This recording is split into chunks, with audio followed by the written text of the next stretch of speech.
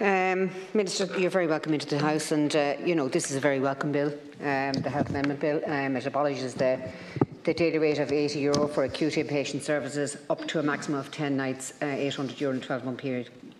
In the Dáil, you stated it was a very clear symbol of our path towards universal healthcare. Do we have a clear path towards universal capacity? At the start of the month, Minister Ryan stated that there aren't any plans to make public transport free, as that would increase the number of unnecessary trips. Minister, do you have any similar fears about universalised healthcare? Of course, we welcome the following government decisions: the reduced prescription charges, the increased medical card access for those aged 70 and over, the reduced and maximum monthly amounts families pay for medicines in 2020 and last year from 114 down to €80.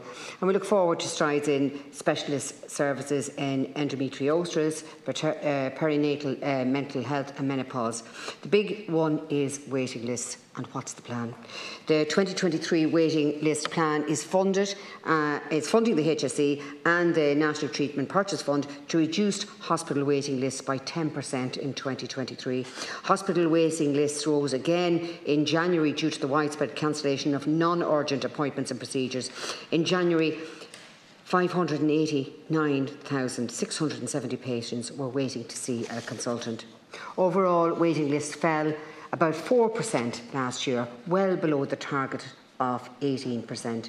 The challenges facing the healthcare system, the access to care, the overcrowding, the waiting list, services not being available in holiday seasons like Christmas, it was just an absolute mess this year. So, and children's healthcare, particularly children with disabilities, children with scoliosis, the length they have to wait there is just scandalous.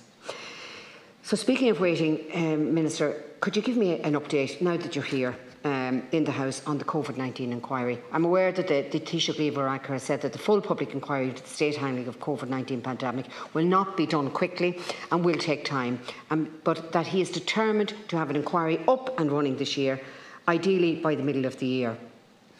He has indicated the inquiry will examine how the pandemic was handled in Ireland, covering healthcare aspects, testing, public health advice and the economic and social response. Personally, I'd like for the media to be held account too, but we'll see how that goes.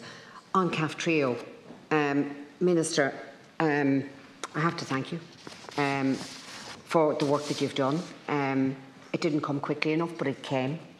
I got an email last week from Vertex, who I've been hounding as well as you, and I suppose really we just want to make sure that the children going forward, and I just want to read something from it, from that email. We have discussed with the HSE the path forward for other CF patients who could be eligible for our medicines in the future but fall outside the existing reimbursement agreement. So can we get back to the drawing board in relation to that, please, in a timely manner? This is another thing they've said. We recognise the Irish Government has put forward some proposals to improve pricing reimbursement processes following the recent publication of the Mazars report, and that the Department of Health is developing a new national rare disease plan. So if you could outline those proposals too. So Minister, you know, we all want it to work and we all want it to work well. And if we can help you in any way to speed up processes with various companies that you're trying to do, procurement is really, really important when it comes to these medicines, as you well know. And getting the deal right at the very, very beginning to make sure that it takes in cohorts that may have variations down the line. That's also equally important, that we lock them in at that price at that very time. So, Minister, thank you for the work you've done. But the bottom line is this, in this particular thing with Kaftrio, is the price per head, the agreement reached with the pharma companies to access all of their drugs for anyone who needs them. We can't go through this whole debacle again for the children of cystic fibrosis. But thank you. Thank you, Senator.